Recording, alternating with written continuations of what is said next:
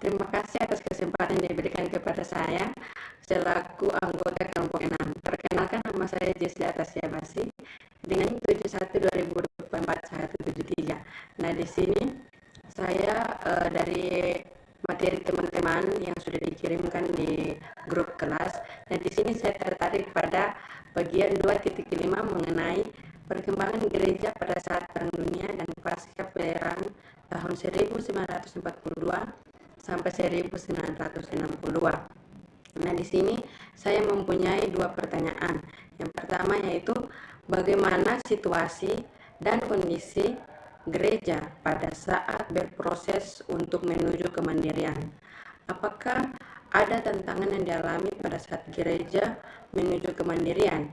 Jika ada ataupun tidak, tolong dijelaskan. Nah, yang kedua, pada saat Jepang membawa penderitaan, ada kerja paksa tanpa imbalan dan juga pembangunan infrastruktur militer, sehingga para tokoh ini membuat perlawanan. Apakah di saat perlawanan ada tantangan yang dihadapi oleh para tokoh lokal? Perubahan bahasa Jepang menggantikan bahasa Belanda di sekolah-sekolah. Pendidikan Kristen yang sebelumnya masih berakar pada sistem pendidikan Belanda. Apakah pada saat itu ada penolakan dari para tokoh lokal dan masyarakat setempat mengenai bahasa yang digantikan? Terima kasih. Salam, perkenalkan nama saya Septian Supe dengan NIM 71 2024 172. Pertama-tama saya mengucapkan terima kasih kepada kelompok presentasi yang telah menyampaikan makalah sangat baik atau materi sangat baik. Namun saya tertarik dengan, saya sebagai penanggap tentu akan menanggapi dari makalah teman-teman. Saya tertarik dengan bagian poin 2.4 yaitu mengenai masuknya kekristenan di tanah Papua. Nah, di situ teman-teman sudah mengemukakan pendekatan-pendekatannya saja secara tidak rinci begitu. Nah, saya mau bertanya, sebutkan dan jelaskan serta berikan contoh mengenai pendekatan-pendekatan yang dilakukan oleh para misionaris sehingga perkembangan Injil di tanah Papua itu sangat maju dan berkembang. Tidak hanya itu, dan apakah tidak ada perselisihan antara misionaris Belanda dan misionaris dari Jerman itu dalam konteks wilayah pekabaran Injil dan ajaran-ajaran yang mereka bawa gitu. Oleh karena itu saya minta penjelasan dan kejelasan dari teman-teman presentasi. Sekian dan terima kasih. Salam.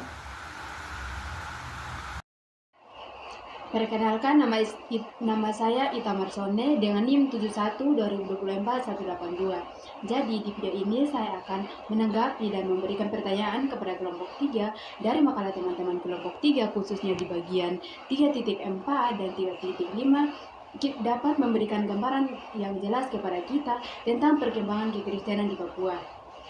Mulai dari masuknya Injil pada tahun 1855 hingga munculnya gereja yang depan seperti GKI, terlihat bahwa perjalanan gereja di Papua tidak selalu mulus karena ada konflik pengakuan antara gereja-gereja dari latar belakang teologi yang berbeda. Meskipun demikian, kerjasama antara gereja mulai tumbuh seiring berjalannya waktu, terutama setelah masyarakat Papua mulai memegang peran penting dan kepemimpinan gereja. Hal ini menunjukkan kepada kita bahwa proses masuknya kekristenan di Papua dan bagaimana gereja dapat berkembang menjadi bagian penting dalam kehidupan sosial dan budaya masyarakat. Jadi, pertanyaan saya, mengapa gereja-gereja dari luar yang dulu susah sekali untuk mengakui GKI sendiri, padahal tujuan mereka sama-sama menyebarkan Injil di Papua? Terima kasih. Ya, terima kasih atas kesempatannya. Perkenalkan, nama saya Revo Michel Tikoria dengan NIM 71 2024 222. Saya ingin menanggapi pada video teman-teman. Di sini pertanyaan saya, apakah kelompok tahu bagaimana situasi masyarakat Papua pada saat itu ketika para misionaris datang untuk menyebarkan Injil di tanah Papua? Mengingat masyarakat Papua memegang kepercayaan akan leluhur dan menyembah pada patung-patung yang mungkin saja menjadi tantangan tersendiri bagi para misionaris memulai pendekatannya dengan masyarakat Papua untuk menyebar Injil. Apakah masyarakat Papua langsung menyambut baik ataukah justru akan ada penolakan dari masyarakat Papua ketika para misionaris datang untuk menyebarkan Injil di tanah Papua? Baik, perkenalkan nama saya Melani Keja Graciela Birhina dengan NIM 71-2024-170. Nah, di sini saya ingin menanggapi dalam video teman-teman. Nah, dalam video disebutkan bahwa masuknya kekristenan di tanah Papua bukan hanya membawa iman kekristenan saja, tetapi menghidupi kemajuan struktur masyarakat di tanah Papua yang diduduki itu. Menurut kelompok, apakah ketika para misionaris datang ke tanah Papua, kekristenan hanya menjadi alat untuk para pemerintah Belanda menduduki wilayah tersebut dengan dalih mendatangi misi penyebaran iman Kristen? Sekian dari saya, terima kasih.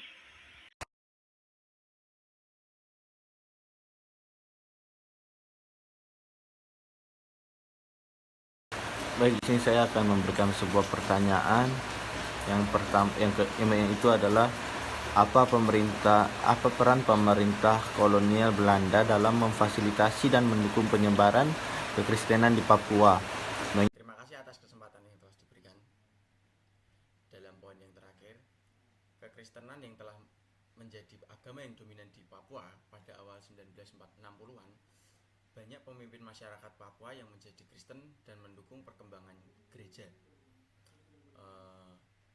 Yang menjadi pertanyaan saya adalah, apakah keadaan ini murni karena keyakinan spiritual atau juga dipengaruhi oleh faktor-faktor sosial politik seperti harapan akan kemajuan, terus akses terhadap pendidikan atau bahkan tekanan dari otoritas baru? Dalam artian, dalam penyebaran agama Kristen ini, apakah misionaris menggunakan cara-cara yang tidak sesuai untuk menyebarkan ajaran agama Kristen atau murni dari keyakinan masyarakat Papua sendiri? Terima kasih.